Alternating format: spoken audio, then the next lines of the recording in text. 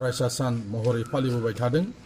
सिगां बोसोराव जेरैबायदि दुलाराय बर' फरायसा आफादा गुबुन गुबुन हाबाफारि लानानै बे हाबाफारिखौ जोनोम सानखौ खुंबोबाय थादोंमोन, नाथाय देग्लाय कर'ना भाइरासआ मुलुगनाङै साग्लोबसारनायनि थाखाय जोङो गुबुन बोसोराव फालिबोनाय बायदि जोङो देग्लाय फालिनो थाखाय जोङो सानाखै।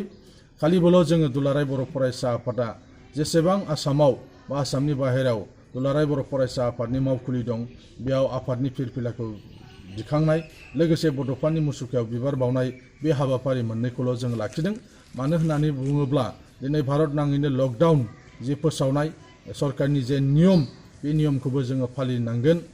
मानोना जेरैबायदि कर'ना भाइरासआ दिनै भारतआवबो साग्लोबसारदों, बेखौ नोजोर बोनानै जोङो जोंनि जे हाबाफारि, बे हाबाफारिखौ जोङो बे रोखोमै फोसावदों।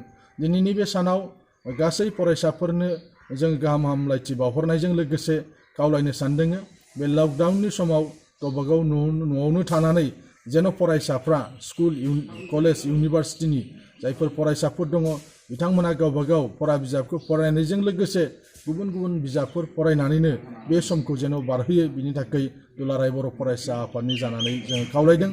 लोगोसे बे साना जिहेतु बड'फानि जोनोम सान, बिनिखायनो बे सानाव गासैबो फरायसा, गासैबो बर'नि साननो गोरों, बर' माहारिखौ अनसायग्रा गासैबो रायजो राजाफोरनिसिम जोंनि खावलायनाय, बड'फानि जे सिमां बर' हारिखौ गेरेमसा खालामनो, बे सिमांखौ जेन' जों मोगथाङाव महर होनो थाखाय जोङो बयबो साखाफारा जायो।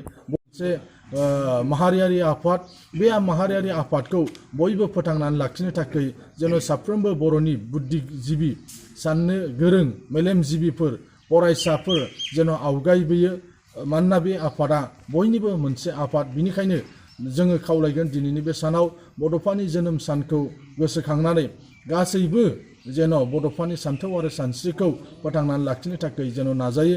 बिनि थाखाय दुलाराय बर' फरायसा आफादनि जानानै बड'फानि जे जोनोम सान, बे जोनोम सानाव जों बयखौबो जोङो दिनै खनसेबाव खावलायहरो।